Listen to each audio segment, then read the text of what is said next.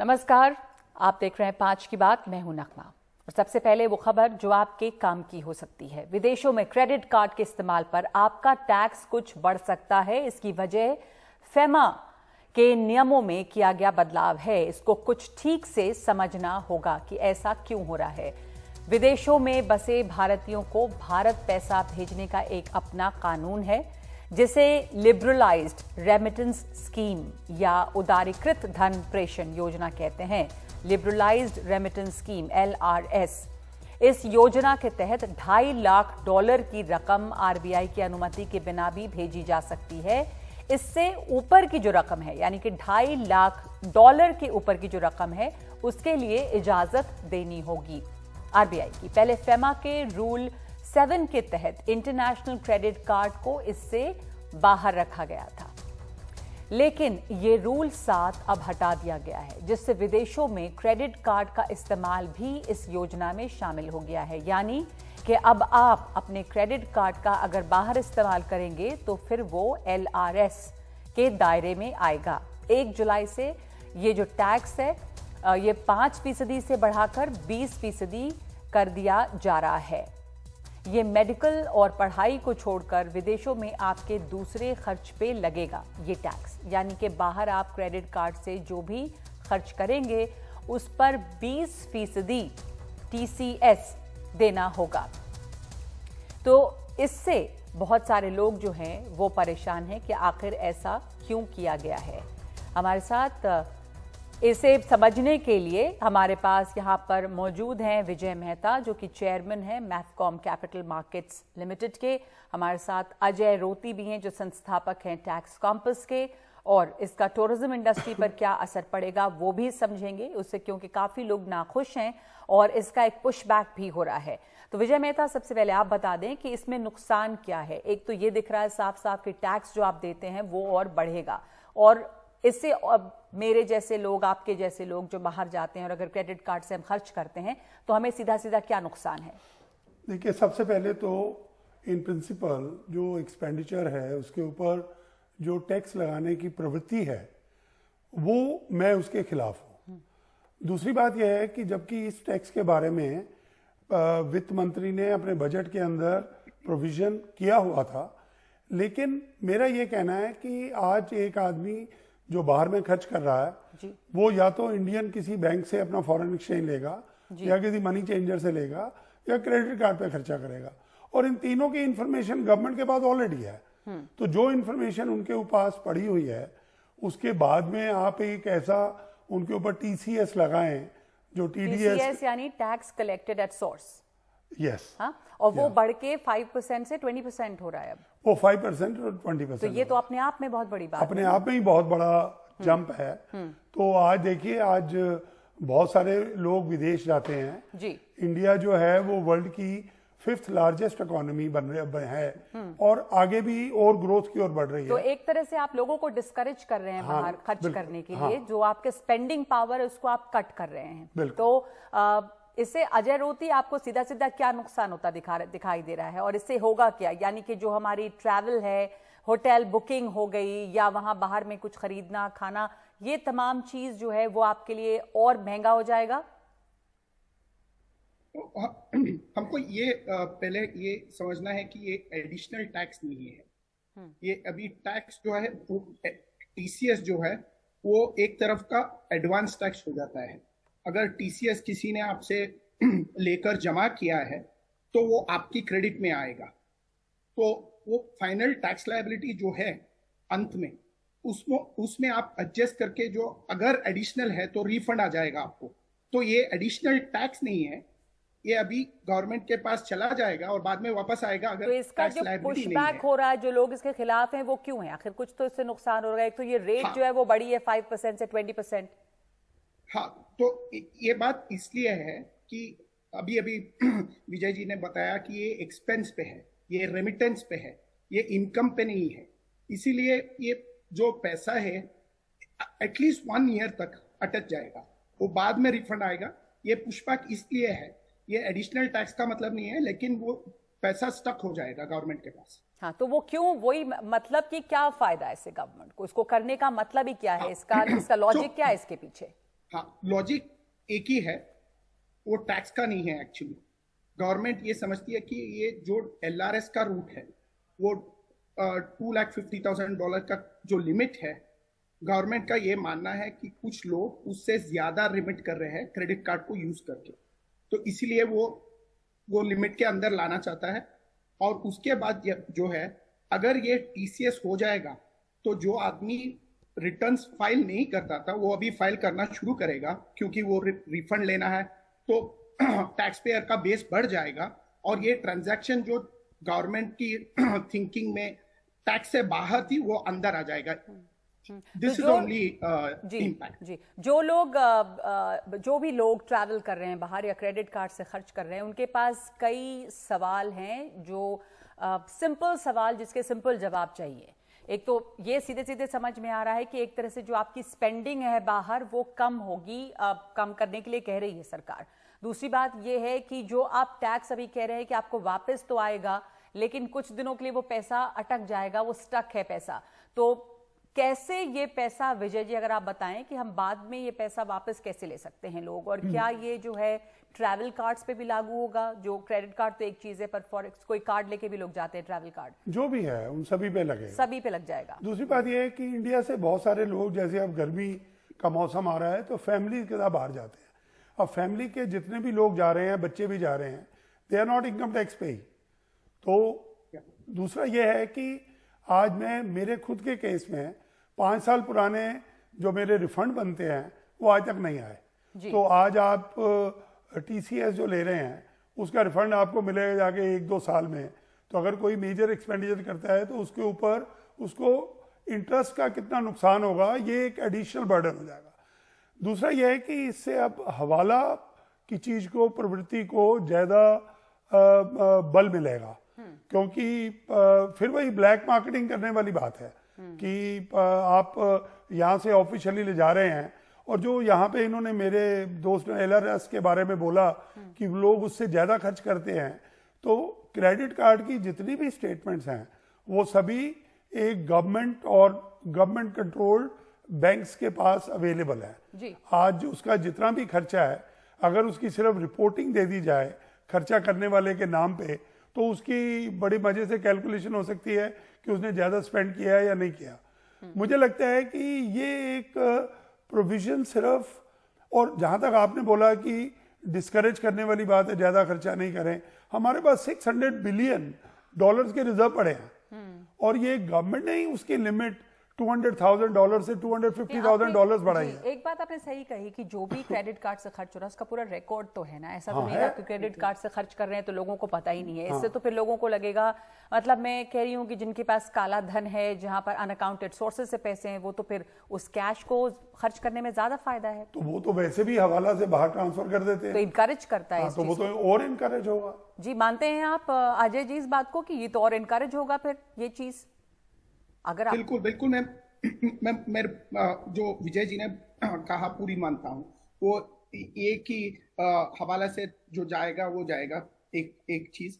दूसरा ये है कि ये जो एक्सपेंसेस है वो रिफंड कब आएगा, वो कितना वक्त लगेगा, इंटरेस्ट कॉस्ट जो है वो भी एक चीज है। और फैमिली का ट्रैवल सिर्फ वो नहीं, अगर कोई एम्प्लॉय ट्रैवल करता है बिजनेस के लिए और कंपनी का खर्चा करता है, वापस आके इधर तो वो रिइंबर्समेंट मांगता है, तो उस पे भी लगेगा ये। तो ये जो है, एंड द बिगर प्रॉब्लम ये है कि इसका 20% हो गया है।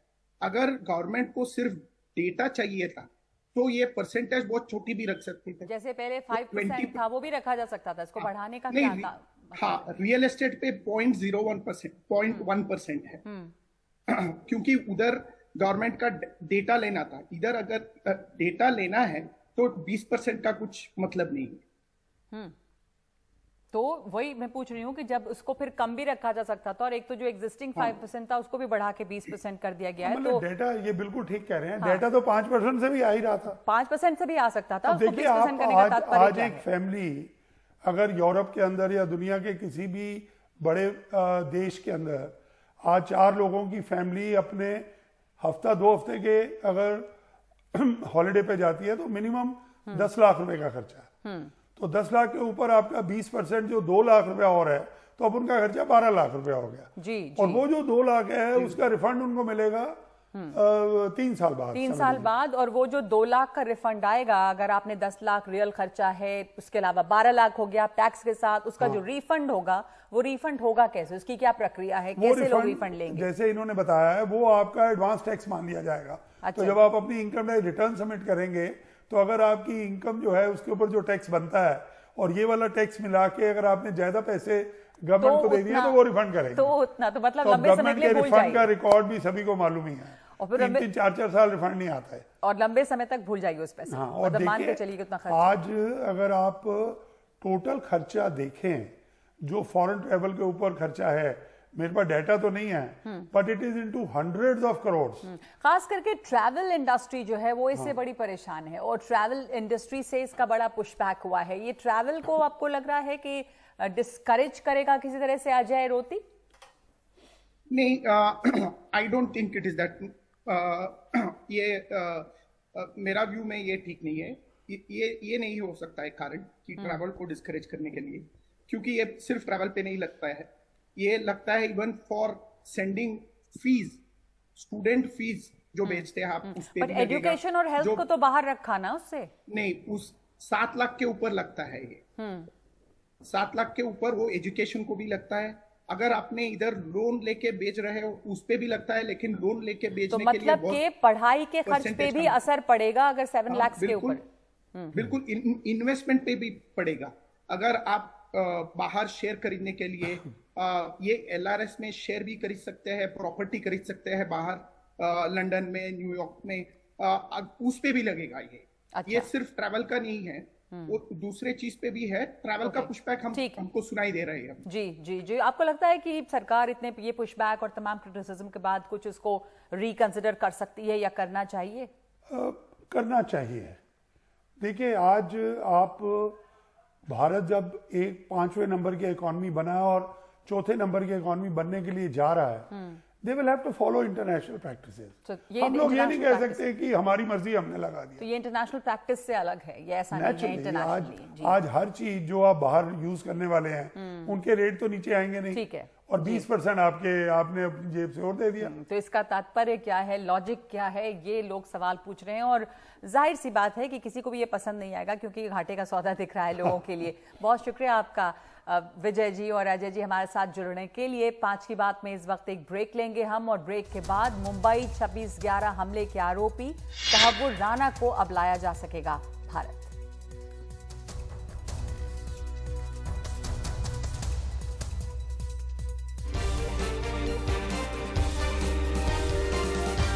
छब्बीस 11 मुंबई हमलों के आरोपी तहव्वुर राना को अब भारत लाया जाएगा। अमेरिका की अदालत ने पाकिस्तानी मूल के कनाडा के व्यापारी और हमलों के आरोपी तहव्वुर राना के प्रत्यार्पण यानी एक्स्ट्राडिशन की मंजूरी दे दी है। भारत ने दिसंबर 2019 में विदेश मंत्रालय के जरिए इस प्रत्यार्पण की मांग की थी। जून 2020 में अमेरिकी सरकार ने राना को फिर से गिरफ्तार किया था। उसे अमेरिकी जेल से वैसे समय से पहले छोड़ा गया था, जहां पर वो एक डेनिश अखबार येलेंड पोस्टन्स के दफ्तर पर हमले की प्लानिंग की सजा काट रहा था। भारत के अनुरोध पर अमेरिका में गिरफ्तार किया गया था तहव्वुर राना, और अब उसके एक्स्ट्राडिशन की जो अर्जी है वो मान ली गई है। आपको बताते हैं कि तहव्वुर राना जो है वो दरअसल कौन है और 26/11 में वो किस तरह से शामिल था। तो 2008 में मुंबई में ये हमला हुआ था 26/11 का। इसमें ये एक आरोपी है, इसकी उम्र 62 साल की है अब, और ये डेविड हेडली के बचपन का दोस्त है। डेविड हेडली और तहव्वुर राना की शुरुआती शिक्षा पाकिस्तान में हुई। यहीं पर 5 साल की उसने पढ़ाई की हसन अब्दुल कैडेट स्कूल में। बाद में वो कनाडा गया। पाकिस्तान में वो उसने सेना के डॉक्टर के तौर पर भी काम किया है, लेकिन बाद में कनाडा गया और वहां की नागरिकता ली। तहव्वुर राना ने अमेरिका में एक कंपनी बनाई थी, first world immigration services in Chicago. Rana की कंपनी से ही मुंबई में जुड़ा था हेडली। लश्कर तैयबा की मददगार थी राना की कंपनी। 2009 में शिकागो में हेडली की गिरफ्तारी हुई और हेडली ने तहव्वुर राना का भी नाम लिया और फिर तहव्वुर राना की भी गिरफ्तारी हुई। भारत में लश्कर तैयबा को हमले का सामान मुहैया कराया। 2021 में अमेरिका ने राना के भारत प्रत्यर्पण की कोर्ट से इजाजत मांगी थी। तो ये एक बड़ी कामयाबी के तौर पे देखा जा रहा है भारत के लिए कि अब तहव्वुर राना को यहाँ पर एक्स्ट्राडाइट किया जा सकेगा। वो अमेरिका में जेल में बंद था, जहाँ पर पहले उसे एक डेनिश अखबार के दफ्तर पर हमले करने के आरोप में भी बंद किया गया था, लेकिन समय से पहले उसे छोड़ दिया गया था और उसके बाद जब भारत ने ये अर्जी दी थी दोबारा उसे हिरासत में लिया गया और ये अब जो है इसके एक्स्ट्रेडिशन का रास्ता साफ हो गया है, प्रत्यर्पण का रास्ता साफ हो गया है भारत लाने के लिए। ये एक बड़ी कामयाबी है भारत के लिए और भारत का जो आरोप है पाकिस्तान के ऊपर, पाकिस्तान के इन्वॉल्वमेंट, पाकिस्तान के शामिल होने की जो बात है भारत पर हमले में, जब मुंबई में हमला हुआ था 2008 में, वो केस और भी ज़्यादा मजबूत होता है अगर तहव्वुर राना की यहाँ प्रत्यर्पण हो जाएगा। तो हमारे साथ इस केस में जो लगातार जुड़े रहे हैं, जिन्होंने तमाम दलीलें दी हैं, इसको उज्जवल निकम साहब मौजूद हैं, वरिष्ठ वकील। उज्जवल निकम साहब, सबसे पहले तो ये एक बहुत बड़ी विक्ट्री है, एक बड़ी जीत है भारत के लिए और किस तरह से ये एक जीत हुई और भारत का जो पाकिस्तान का इन्वॉल्वमेंट है 2008 के हमले में, भारत का वो केस और मजबूत होता है कैसे? नगमा जी, ये मैं मानता हूं कि भारत सरकार की कूटनीति की ये बड़ी कामयाबी है। मैं कामयाबी इसलिए मानता हूं कि 26/11 का जो बॉम्बे पे आतंकी हमला हुआ था, उसके एक बड़ी साजिश थी और उस साजिश के हिस्सेदार ना सिर्फ लश्कर तोयबा के ऑपरेटिव्स थे, लेकिन पाकिस्तान की जो आर्मी के कई लोग ऐसे हैं कि जिसका नाम का उजागर डेविड हेडली, जो राणा का बहुत करीबन साथीदार रहा है। और इतना ही नहीं तो राणा ने डेविड हेडली जब बंबई में आतंकी हमले के पहले आया था, उस वक्त डेविड हेडली ने जहां जहां अटैक हुआ उस जगह के वीडियो शूटिंग ली थी, फोटोग्राफ्स लिए थे और वो फोटोग्राफ्स उसने लश्कर तोयबा और आईएसआई के लोगों को हिस्सेदार किया था। ये हम नहीं कह रहे, ये हम नहीं आरोप लगा रहे, ये तो डेविड हेडली ने अपनी गवाही में ऑन ओथ, जब उसको माफी का गवाह बनाया गया तब उसने पूरी बयान कोर्ट के सामने पेश किया। इतना ही नहीं तो ये भी डेविड हेडली ने कोर्ट में कहा है कि तहव्वुर राना एक जो पाकिस्तान और नेशनल था, फिर बाद में उसने कैनेडियन का लिया, फिर अमेरिका में रहने लगा और डेविड हेडली पूरा पाकिस्तान का नेशनल है। तहव्वुर राना ये डॉक्टर था और पाकिस्तान में कुछ साल उसने काम किया है। और मुझे लगता है कि आज तहव्वुर राना का जो एक्सट्रेडिशन होने वाला है, उस एक्सट्रेडिशन से भारत को बहुत कुछ और साजिश के बारे में जानकारी मिल सकती है। जी, आपने उज्जवल निकम जी ये भी कहा कि ये शायद पहली बार है कि अमेरिकी सरकार जो है वो भारतीय इन्वेस्टिगेशन एजेंसीज के दिए हुए सबूतों को पूरी तरह मान के उसी पर विश्वास करके ये एक्सट्रेडिशन पॉसिबल हुआ है। किस तरह के सबूत इसके खिलाफ दिए गए थे, कितनी बड़ी कामयाबी ये भारत के जांच एजेंसियों की है, इस तरह के पक्के सबूत दिए गए कि एक्सट्रेडिशन जो है वो मुमकिन हो पाया। देखिए, जब आतंकवादी अजमल अमीर कसाब को फांसी देने के बाद मैं और भारत सरकार के कुछ 3 वरिष्ठ अधिकारी हमने इस्लामाबाद गए थे और इस्लामाबाद में पाकिस्तान के होम मिनिस्टर ने 7 दिन हम वहां रुके थे और उनसे हमने कहा था कि भाई जिन्होंने ये साजिश रची है उनके बारे में आपने कुछ सख्त कदम नहीं उठाए। तब उन्होंने कहा कि सबूत दीजिए। तो फिर बाद में हम जब इंडिया वापस आ गए तब हमें डेविड हेडली ने प्ली बार्गेन में शिकागो कोर्ट में उसने बयान दिया था जी। उसने पूरे ये साजिश की जानकारी शिकागो जज के पास दी। अमेरिका और उसके प्ली बार्गेन के अंदर ये अमेरिका ने एक्सेप्ट कर लिया कि उसे ना पाकिस्तान को सौंपा जाएगा ना भारत सौंपा जाएगा, लेकिन वो गवाही जरूर दे सकता है और इसी का फायदा हमने उठाया था। उसकी गवाही मैंने खुद बंबई के कोर्ट में ली थी और उसने कई ऐसे पत्ते खोल दिए। और इतना ही नहीं तो ईमेल करेस्पॉन्डेंस, जो डॉक्यूमेंट एविडेंस थे जो शिकागो कोर्ट में आज भी मौजूद थे, हम खुद अमेरिका गए थे और शिकागो कोर्ट में जो ईमेल करेस्पॉन्डेंस, जो डायरी उसकी थी डेविड हेडली की, उसके आधार पर यह बड़ा मालूम होता है कि यह बड़ी साजिश थी।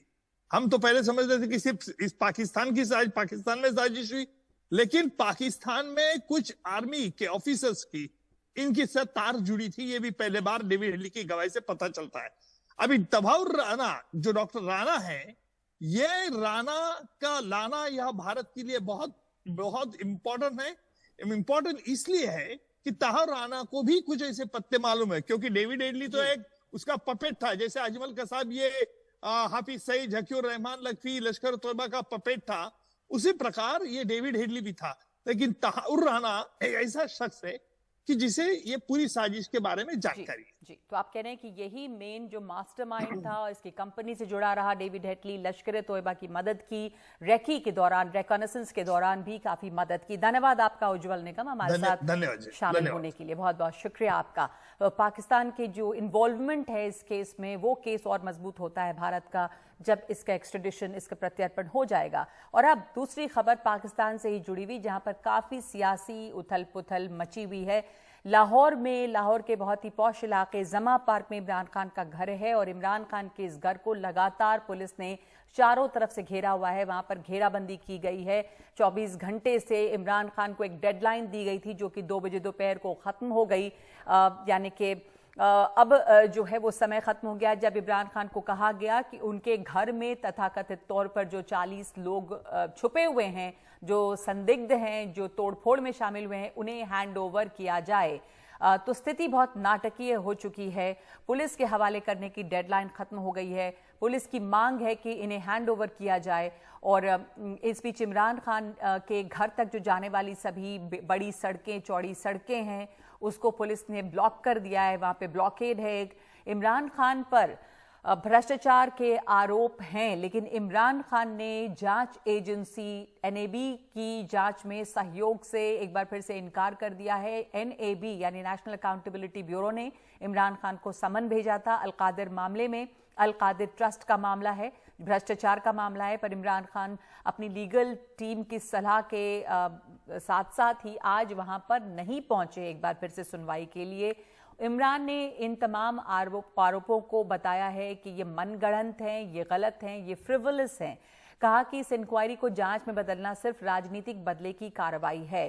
पुलिस की जो ये घेराबंदी है इमरान खान के घर के चारों तरफ, उसे देखते हुए इमरान खान ने कल ही एक वीडियो संदेश भी जारी किया था कि पुलिस ने उनके घर को घेरा है और ये शायद उनका आखिरी संदेश हो सकता है। आपको सुनाते हैं इमरान खान का वो बयान। ना आपने कोई तहकीकात की, ना कोई इंडिपेंडेंट इंक्वायरी हुई, ना पता चला कि ये इसके पीछे कौन था, और एकदम जज, जूरी और एक्सिक्यूशन फैसला हो गया कि जी तहरीक इंसाफ, दहशतगर्द जमात है, और पकड़ दकड़ शुरू हो गई। 7,500 कारकुनों को पकड़ लिया है, उसमें औरतों को पकड़ लिया है, कभी इस मुल्क में हुआ ही नहीं है। यानी जिस तरह औरतों से बदतमीजी हुई है, ये कब हुआ है यहां इस मुल्क में? तो इमरान खान कह रहे हैं कि ऐसा पहले कभी नहीं हुआ कि औरतों के साथ बदतमीजी हुई। इतने तमाम लोगों को पकड़ा गया है, हजारों लोगों के ऊपर शिकंजा कसा गया है, बहुत सारे लोग उनके समर्थन में नजर आए। लेकिन अब ये लग रहा है कि जो आर्मी ने वहां पर सख्ती की है, उसे देखते हुए बहुत सारे लोग अब वापस अपने कदम खींचने लग गए हैं। तो हमारे साथ इस वक्त मेरे सहयोगी उमाशंकर मौजूद हैं। उमा, ये भी खबर आ रही है कि पार्टी के जो कई नेता हैं, पीटीआई के, तहरीक इंसाफ पार्टी के, वो अब इस्तीफा भी दे रहे हैं और कहते हैं कि मुल्क पहले सियासत बाद में। तो ये सख्ती है सेना की, जिस वजह से ये देखा जा रहा है कि अब लोगों के पास चॉइस नहीं है। जी बिल्कुल नगमा, देखिए जो हमारी जानकारी वो ये कहती है कि कल सेना ने इमरान खान के पास अकील करीम ढेढे नाम के एक व्यापारी को भेजा था। वो बहुत बड़े व्यापारी हैं पाकिस्तान के, और उनके जरिए मध्यस्थता की कोशिश की थी। इमरान खान को ये ऑफर भेजा था कि वो पाकिस्तान छोड़कर चले जाएं, और अगर वो नहीं जाते हैं तो आर्मी एक्ट के तहत उन पे मुकदमे लगाए जाएंगे। इमरान खान ने साफ तौर पे मना कर दिया देश छोड़कर जाने की, और इसी बाबत उन्होंने बयान भी दिया और आर्मी चीफ के खिलाफ अपना जो बयान है वो जारी रखा है, उन पे हमले जारी रखे हैं। अब उसके बाद 24 घंटे का अल्टीमेटम दिया गया और ये कहा गया कि 9 मई की गिरफ्तारी के बाद जो लोगों ने हिंसा की है आर्मी इंस्टॉलेशंस पे, जिन्होंने हमले किए, ऐसे 40 टेररिस्ट जो हैं वो इमरान खान के जमान पार्क स्थित घर पर हैं। इमरान खान ने कहा कि आप वारंट लेके आइए, हम आपको अंदर आके देखने देंगे कि कहाँ वो टेररिस्ट हैं। और इमरान खान ने साथ ही साथ इंटरनेशनल मीडिया को भी आमंत्रित किया कि वो आकर देखें कि टेररिस्ट कहाँ पर हैं। पुलिस जो है वो और रेंजर्स दोनों वहाँ पे तैनात हैं। पुलिस जो है वारंट लेके आई, लेकिन इमरान खान के घर घर के अंदर नहीं गई। जो अभी की इतला है उसके मुताबिक इंटरनेशनल मीडिया है इमरान खान के घर के अंदर है और वहां पर वो वहां से दिखाने की कोशिश की जा रही है कि यहाँ पे कोई टेररिस्ट नहीं है। अब इमरान खान का ये कहना है कि आर्मी जो है वो उन पे दबाव बना रही है देश छोड़ने की, जबकि वो चुनाव की मांग कर रहे हैं। जो उन पे भ्रष्टाचार के मामले हैं उनमें उनको जमानत मिली हुई है, लेकिन 9 मई के हिंसा के बाद जो मामले उन पे दर्ज किए गए हैं उन पर उनको जमानत नहीं मिली है। बुशरा बीबी को जरूर 23 मई तक की जमानत मिली है। तो जो नैब का मामला था जो कि इस्लामाबाद में था, उन्होंने आज ये कहकर मना किया कि क्योंकि वो लाहौर में है और फिजिकली प्रेजेंट नहीं हो सकते, इसलिए उनको छूट दी जाए। और साथ में ये भी कहा कि जो नैब ने सारे जो मामले हैं वो फर्जी बनाए हुए हैं। तो आर्मी के साथ इमरान खान की जो तनातनी है अब वो इस स्तर तक चली गई है कि इमरान खान को देश छोड़ने को कहा जा रहा है। इमरान खान इसके लिए तैयार नहीं है और अब देखना है कि 24 घंटे की मियाद पूरी हो गई है, वारंट पुलिस के पास है, रेंजर्स वहां पर हैं और कब वो इमरान खान के अंदर घर के अंदर दबिश देते हैं और क्या उनको फिर से गिरफ्तार करते हैं। इस बीच ये भी एक आखिरी जानकारी नगमा, ये भी बात आई है कि अकील करीम ढेढे जो कि बिजनेसमैन है वो आज फिर इमरान खान के घर जाएंगे आर्मी की जो पेशकश है उसको लेकर, और देखना है कि क्या दोनों के बीच कोई एक समन्वय बनता है और इमरान खान तैयार होते हैं या फिर आर्मी अपने कदम पीछे खींचती है। लेकिन टकराव की स्थिति पूरी तरह से बनी हुई है। प्रधानमंत्री ने आज उड़ीसा में 8,000 करोड़ से ज्यादा की रेल परियोजनाओं का उद्घाटन और शिलान्यास किया है, जिसमें पुरी और कटक रेलवे स्टेशनों के पुनर्विकास की योजना भी शामिल है। इसकी नींव प्रधानमंत्री ने वीडियो कॉन्फ्रेंसिंग के जरिए रखी। इसके अलावा पुरी से हावड़ा के बीच वंदे भारत एक्सप्रेस को भी हरी झंडी दिखाई गई। उड़ीसा में रेल नेटवर्क का 100% बिजलीकरण हो गया है। भारत की गति दिखाई देती है और भारत की प्रगति भी दिखाई। अब बंगाल और ओडिशा में वंदे भारत की ये गति और प्रगति दस्तक देने जा रही है। इससे रेल यात्रा के अनुभव भी बदलेंगे और विकास के मायने भी बदलेंगे। अब कोलकाता से दर्शन के लिए पुरी जाना हो या पुरी से किसी काम के लिए कोलकाता जाना हो, ये यात्रा केवल 6.5 घंटे की रह जाएगी। इससे समय भी बचेगा, व्यापार और कारोबार भी बढ़ेगा और युवाओं के लिए नए अवसर भी तैयार होंगे। तो खास करके पुरी और कोलकाता के बीच की दूरी कम होने से लोगों को बहुत सहूलत हो जाएगी। प्रधानमंत्री ने आज कई योजनाओं की वहां पर नींव रखी है। 5 की बात में अभी के लिए इतना ही। नमस्कार।